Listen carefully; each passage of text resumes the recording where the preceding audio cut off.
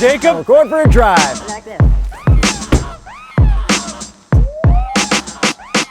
Like this.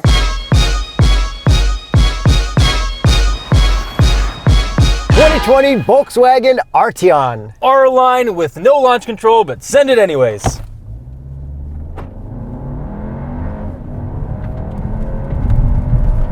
All right, not really fast. Not right off the line, but it picks up, and there's actually pretty decent power. It's got like good everyday power. Exactly. Horsepower and torque. 268 horsepower, 258 pound-feet of torque from a 2-liter 4-cylinder turbo. So what is the Arteon and where does it slide into the Volkswagen lineup? It's the fanciest Volkswagen you can buy. It is above the Passat and above anything else that they really make, actually. So I guess the whole lineup is Jetta, then the Jetta GLI, then the Passat GT, and then this. That's right. This is kind of like a baby Audi, like a cut-rate Audi. And we don't really have any fast Passats here in North America. No, our Passat sucks compared to the one in Europe, which everyone tells us in the comments. And this isn't super fast either, so this is kind of just like the nicest looking one. Yeah, I think this has an appropriate amount of horsepower, but if you call something an R-Line, I kind of want a little bit more. Yeah, because this kind of looks like a Stinger. It does. But it's nowhere near as fun to drive, so let's start with the looks. Okay, I love the front end. It looks so aggressive, so cool, so different. It's because of the grille lines that go left to right and like swoop in with the lights, right? Yeah, I love how they made the lines swoop into the grille like perfectly straight.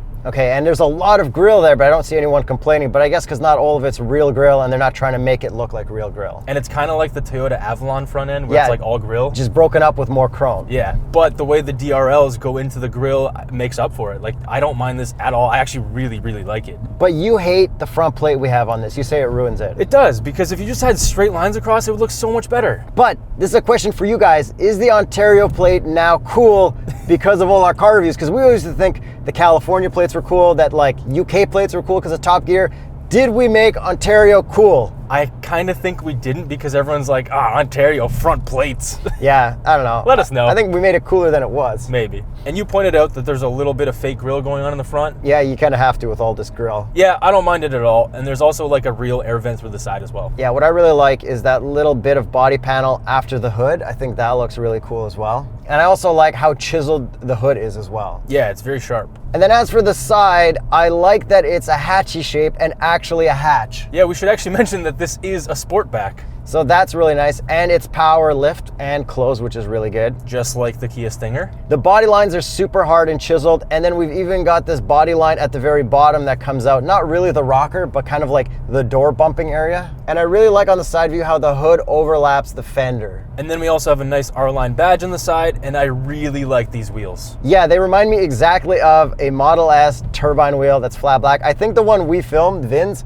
was the same style wheel. Yeah, because, well, Tesla didn't invent turbine style wheels. Yes, but this style is very reminiscent of the Tesla style, yes, which Tesla made the best. But the Mercedes McLaren SLR had really cool turbines as well. But it didn't look anything like this. No, it didn't. And what is the Continental recommended tire for the Volkswagen Arteon? The Extreme Contact DWS 06 and the Viking Contact 7. And what's also cool about the Arteon is we've got frameless windows, which the Stinger does not, but the A7 does. Yeah, so this is kind of like a baby A7, and it does get some of the fancy stuff from that model. When I say baby A7, I don't mean size-wise, I mean price-wise. Okay, so how about the rear end? What do you like? What do you not like there? The taillights are pretty good. Not the best, but they kind of work for this, but I really like the little spoiler on the trunk. Yeah, it's a nice touch. And then what about the exhaust tips? The exhaust tips are 2019 real. So that's a pass? Yeah, which beats some Audis which are doing fake exhaust tips. And then you can also get this in a cool yellow color, which we drove a pre-production of last year. I think the yellow looks better, but I do like the red. Yeah, this is chili red metallic, but I agree. I like that color better. So is this the best looking Volkswagen in the lineup right now? By a long shot. I love how this thing looks. Does it look better than the Stinger or the base model A7? I wouldn't say better, I would just say different in a good way. Would you take this looks over the A7 over the Stinger? I would take these looks over the A7, but I wouldn't take them over the Stinger, No, just looks-wise. This guy loves the Stinger. The Stinger's the only car he points out constantly. I do love the looks of the Stinger and how it drives and everything. So I'm gonna save the driving portion for when you're behind the wheel. So let's start with the interior. This is quite premium, but not premium like Audi premium. No, this is the slightly higher end of Volkswagen where they put a nicer material along the dashboard. And they put more soft touch. Like the first thing that I noticed when I sat down is, you know this little panel that's always hard plastic? Yep. It's like a softer rubber. Yeah, that is nice, especially if your knees rubbing against that. Which mine always do, so I really appreciate stuff like that. When I first saw the seats and like the light gray material in here, I also thought that was really nice, the light gray and the white. And that's the other thing. They actually offer different interior color options, which they typically don't on other Volkswagens. So you get 3 different colors on this one, and the white is really nice here. How do you like the seats? Seats are really comfortable. They're like decently bolstered, more than I would expect for a car like this. I can't get super comfortable in them, but there's not really any issues, except for that my seating position is a little bit high. I did notice that as well. Like I feel like my forehead is too close to the visor, and then if I hit the brakes too hard, I'm probably gonna hit it. Like, look, I can't even like open the visor without like halfway through my face. Well, I mean, it's time for that, I guess. 3, 2, 1. Yes! Good job, Volkswagen. But yeah, on that driving position, you wouldn't want to go to the racetrack in this, especially with like a bucket on. Like, you just wouldn't. I just think somebody over 6'1.5" your height would feel very uncomfortable. Yeah, it's very claustrophobic because of how close I am to this. But if you're short, you get that higher driving position without needing a crossover. That's right. I think. Yeah, I think you do. And then we also have massage seats at the front. Only for the driver. Which is actually just pretty much the lumbar going in and out, so that's kind of absolutely useless. But it's cool that it has it because the Stinger doesn't have massage. Yeah. You can check a box that, yeah, I have massage. But the Stinger has bolsters that inflate when you go to sport mode. True. And then in the back seats, there's so much more room than the Kia Stinger had. Surprisingly big. Like, this thing has tons of room back there. I am shockingly comfortable in the back. But mostly leg room. Your head still kind of touches the headliner. Just touches a bit, but it's still better than the Stinger. Moving back up front, we do have this vent that kind of takes up the entire front of the dash. Some of it's you know what fake. it looks like? What? The grill. It does look like the grill, which is really cool.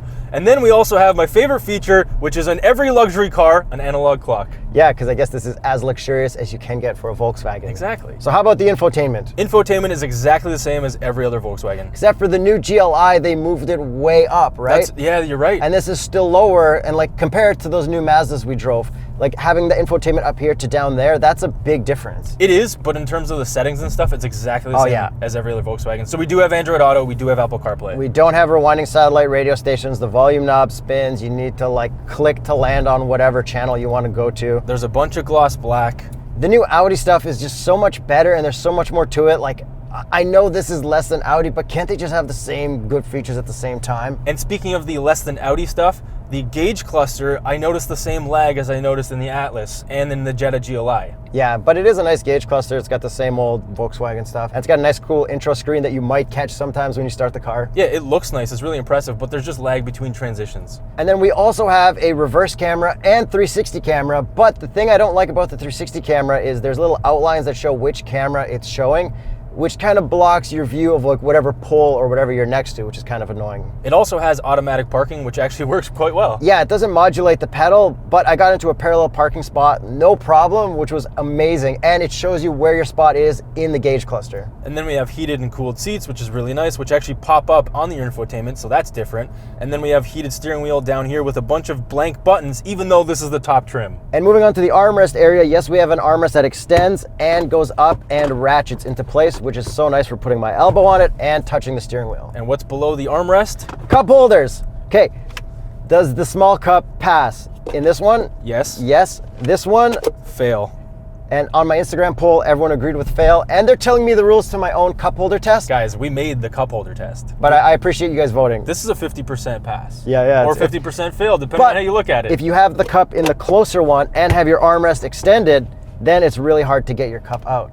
Yes, it is. I'm gonna give 75% fail. And one more of our typical tests, the box test. 4, 5, 6, 7, 8, 9, 10.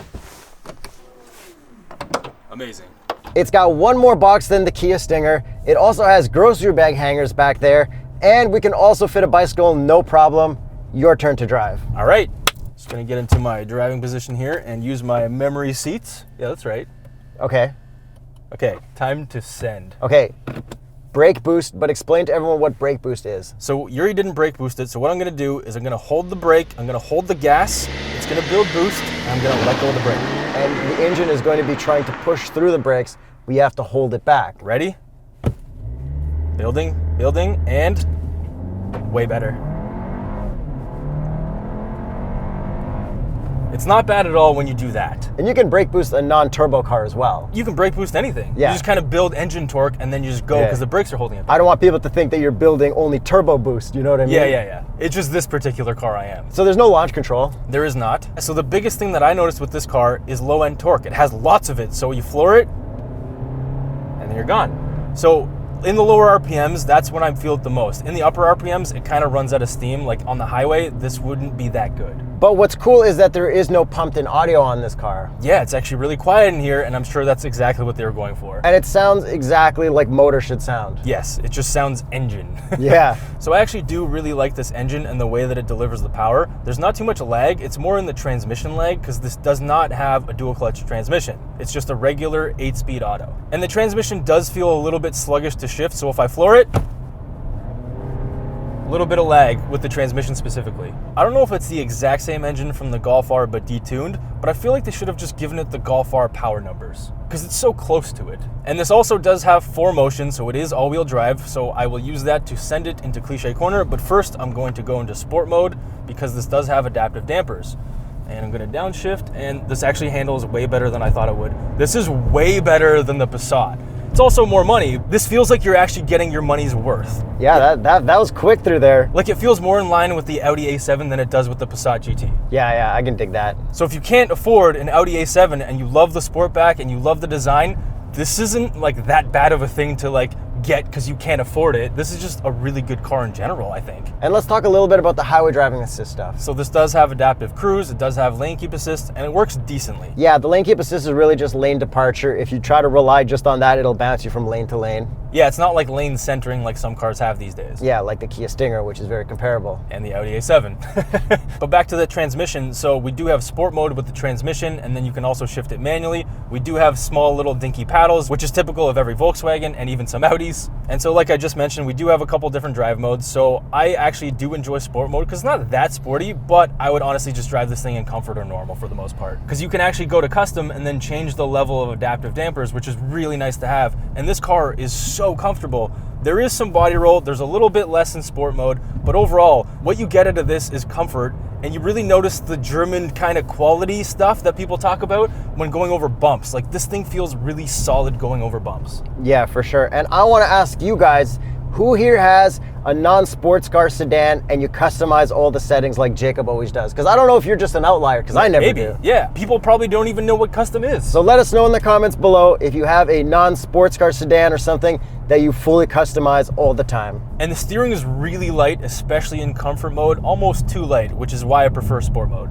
Overall, ride quality wise, I do think that this is more comfortable than the Kia Stinger, but it's obviously not faster, like not even close. Yeah, there's like no excitement out of this car compared to a Stinger except for looking at it. Yeah, with the driving stuff, it's just more comfort than it is fun and sportiness, because the Stinger will actually oversteer even with the all-wheel drive one, which is the only one that we get in Canada. Yeah. This one will not oversteer. Yeah, we did the Volkswagen 4Motion thing last year on an icy lake, and this has a little finger e-brake, so I'm going to assume it's not really any fun. Yeah, even with the traction off, it's never really fully off. Which, by the way, you have to do through the infotainment because there's no hard button for it. Seems like that's going to be the trend of the next 20 years. Oh, for sure. Only anything through screens. Yeah, well, you saw the Cadillac has the, whatever, 37-inch curved for the OLED Escalade? or whatever. Yeah, 41. Yo, that is going to be sick, though. That's going to be crazy.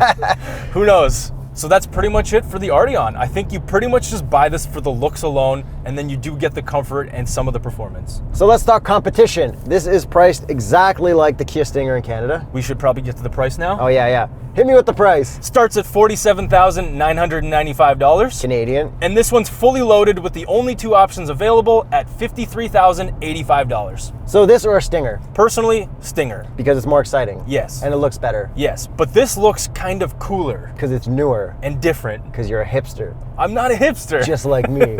We're all hipsters, trust me. Yeah, anyone that wants anything different apparently is a hipster. Exactly. Then how about the A7? The A7 starts at $78,000. So that's like 25 grand more than this. Yeah, and then the Passat is like in the 20s, so it's literally like almost double the price of a Passat. So they did a good job of placing a new car in a price bracket that they don't have a car in yet. Exactly. So the only thing I wish they gave it more was more horsepower, just to put it a little bit more in line with the Kia Stinger GT. Okay, then how about this compared to the Sonata that we recently drove? I know that's not a hatchback. I like the looks of this more than the Sonata. They're both kind of based on their front ends and headlights. Yeah. I think this looks more well put together. Yeah, but like having this hatch would be a lot nicer than not having it in the Sonata. I love the Sportbacks because everyone knows sedans are dying. Everyone knows how much I love sedans, and I think Sportbacks are the way to bring back sedans. I pretty much love everything about the Sonata more than this, except for the Sportbackness. Yeah, I mean, this thing can't even park itself out of a parking lot, so, you know, with the key fob like the Sonata. Oh, yeah, the Sonata's got that gimmick too. Yeah, it's and got a that's way less than this. I know. Man.